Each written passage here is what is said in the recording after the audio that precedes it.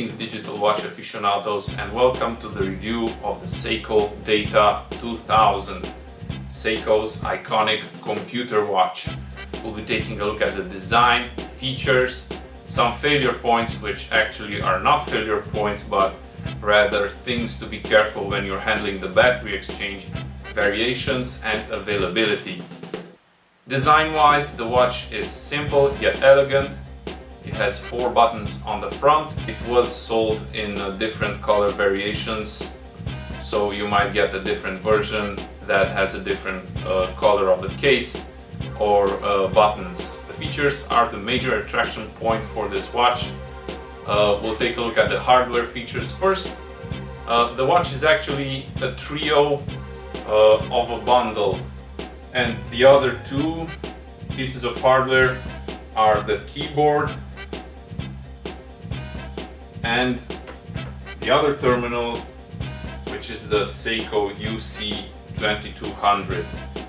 So going with the watch first, the watch displays time, it has a chrono, it has an alarm, and it also has a feature that allows it to run programs. For the running of the programs, you could load your own program, or you had 4 predefined programs which were shipped with the ROM pack that is attached to the UC2200. The keyboard was used to input memos and access some of the features of the watch, like the internal calculator, and you could actually set the contrast of the watch only from one of the 2 terminals. The Seiko UC2200 was used to program the watch. It has a ROM pack, it has a keyboard area, it has a transmission circuit, and it also has a printer right here, which was used to print out whatever you wanted it to print. You could also print it on the screen, but you could also print things on paper. Now, a thing to mention is that you don't need a special Seiko paper to put in here. You can use any thermal printer which has the correct dimensions. So any type of thermal paper that is used in cash registers will actually work. Going on to software.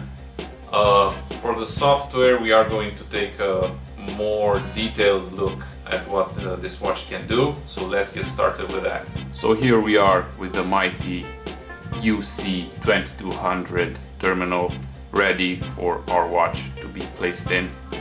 And what you kind of do is lift up this watch cradle with a transmission circuit and then put the watch in. Seiko have thought this out very well, so you don't have to take off the bracelet of the watch every time you have to put it in. Let's cycle to the main screen. There we go. Oh, okay. Power on the unit.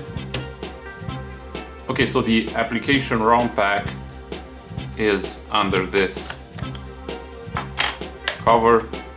There we can see it's held in place with this metal holder. If we slide it up, it should unlock. There we go, and it should come right up. And as we can see, it has a zebra strip to communicate with the terminal. Now, I don't know if there are other ROM packs out there, or this is the only one that Seiko did, but it does have a serial number UX012. So who knows what's on UX014 if it exists. So now we've locked it into place, put the cover back up, the unit is turned on, and we are going to take a look at what applications we have in this ROM pack. To do that, we have to put the watch in transmission. Press transmission. Now we have standby to transmit. To go into the menu to see the applications we have on the ROM pack, we press APL, which supposedly stands for application. There we go, the menu is there. We have 4 applications: demo, schedule, hit and race. Now for the demo one, it's kind of like when you have a camera and it has a demo mode for the retailers to put in the store just to cycle through the screens of the thing. That's what it does. Schedule is the application with which the watch was delivered. And then we have two games. So we are going to take a look at the hit and race game. To transfer it from the ROM pack to the watch, we select it with the arrow keys, press return, agree to transmit, yes, and then we have a forever ongoing load start screen, which takes about 40 seconds or so. So we'll just have to wait.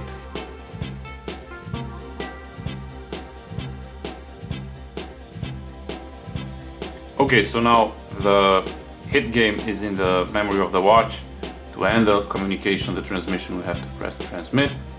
Then when we cycle through the watch's menu, we are going to see the hit game. Press to select. Now this is a game similar to what you see on the Casio Game Watch, sort of like Space Invaders. So you have something shooting at you from the left side and you have to shoot back from the right side. Okay. Oh, I cycled out of the watch, of the game. So you shoot with this, with the left, and you go down with the right. So you have to be pretty quick. Oh, I'm actually good at this. If you keep shooting, I don't think there's ever a chance for you to lose. But I don't know what happens further in the game, so let's continue and see what is the other race game. So we'll put the watch back into transmission, APL, and then we go down to the race. Okay, so while it's transmitting, I've actually looked at these before doing the review. So the race game is actually a gambling game where you have 4 runners going from left to right, and at the beginning of the game you do a bet on which runner will win, and when you start the game, supposedly it will randomize and one of the runners will win, and if it's your runner, then you win. We'll just see that in a minute after it loads the application. Okay, press transmit mode, and there we see race is loaded on the watch. Now this, what I'm doing here, only on while the application is on the watch, we can actually take the watch out of the console, but it's more comfortable for me to put it here. Now we can select which, let's say, second lane. Here we make our bets, and this keeps printing something, transmission error. Okay, so our runners are going, and it has, I believe, 2 screens of running. There you see, and apparently 4 is going to win. No, I'm going to lose, and I just lost. The runner in 4th lane has won. Might be cheating. The house always wins. Now the watch also has a feature to run programs that you write. So you do have the option to have the 4 programs that are delivered with the ROM pack, or you can write your own program from this keyboard and load them into the watch. So basically this does have a processor inside, and while you write the program, you will use the watch as a screen to see what you're writing. This unit will actually compile the program and load it into your watch. So this is not only a keyboard with a printer and a ROM pack, it actually has a small compiler inside which compiles your basic program and sends it to the watch. Okay, so let's see how we do that. We press transmit, and then we press this magic button here, basic. Now we see some licensing screens. Yes, it's by Microsoft, of course. 2922 bytes free. Okay. So now to reset the memory, we just to make sure I don't have anything, I type in new, enter. Okay, confirmed, and now we have it ready. Now I'm going to write a small program and just print something here. There is a manual online. There is one actually written by not the one that comes with the unit from Seiko itself, but somebody has taken the time to investigate how many basic functions can this guy interpret. So if you type in Data-2000 basic manual, it should be in the first page of results on Google. So you can pick up that manual, and it's much more extensive. Here I just want to showcase the fact that I can write something, compile it, send it to the watch, and well, I'm not going to send it to the watch, I'm going to print it out on the keyboard. So to print something, put in the line number, because that's what you do in basic. Print. Okay, that's wrong. LPR. Print. Goes down to the next screen, and we're going to say Vintage. Close it, enter, and to run the program that's on the screen so far, you press F5. See there, it's running, and it started printing something. And let me just do the feed here. We see that it has printed vintage. So you can load that program onto the watch, have it there, but without the printer it doesn't do anything. But you can write any kind of program which fits inside the memory of the watch size wise, and then you can access it from there. So that's just the tip of the iceberg on what this can do in terms of basic programming. So I've talked about failure points. One of the failure points of this watch is its transmission circuit. And construction-wise, the transmission circuit is actually a piece of coil which is inside the watch. You have one inside the keyboard and one inside the larger terminal. And you can see it says transmission circuit. Now, the failure point is inside the watch because this coil sits around the battery, and they are actually separated by a thin piece of plastic. But whenever the battery gets changed, if you use a screwdriver to try and lift it up from the side, you might risk damaging that coil.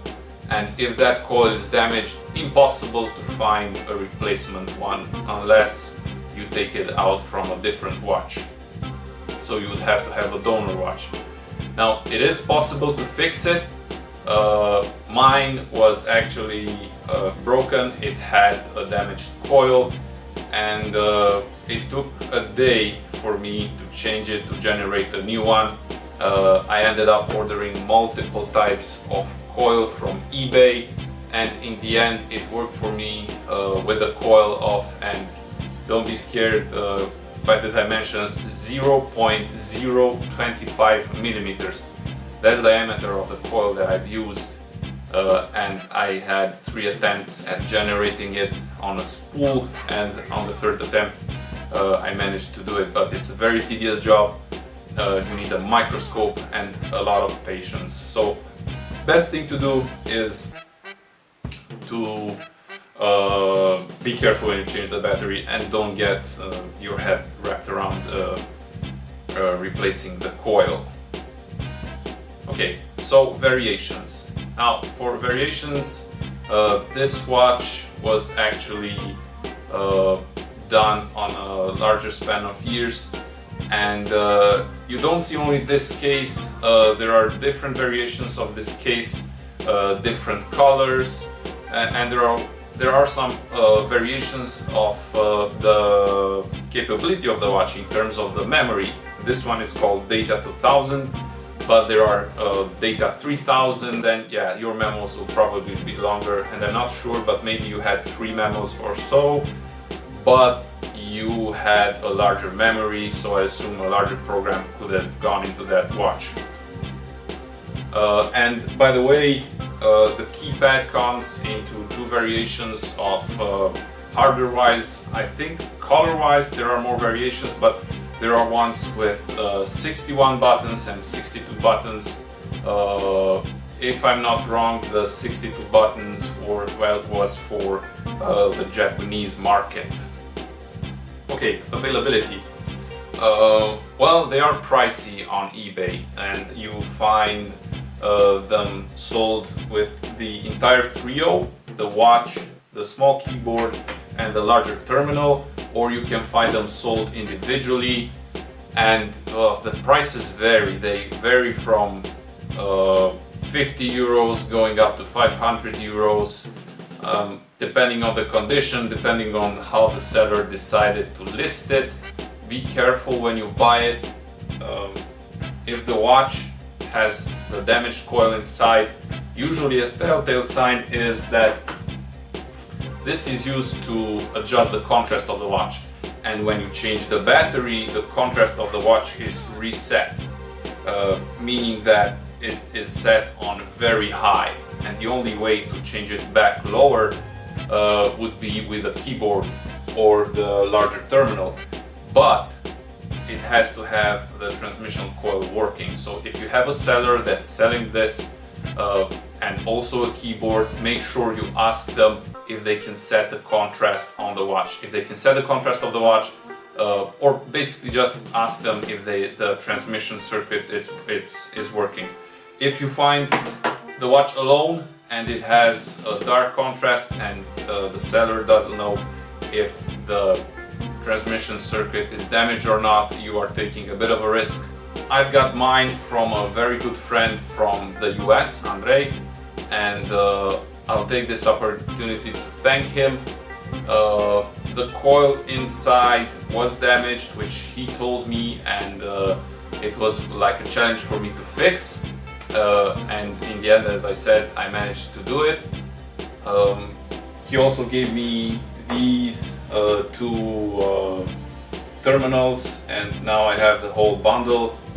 And yeah, he also sent me the box, which is really nice.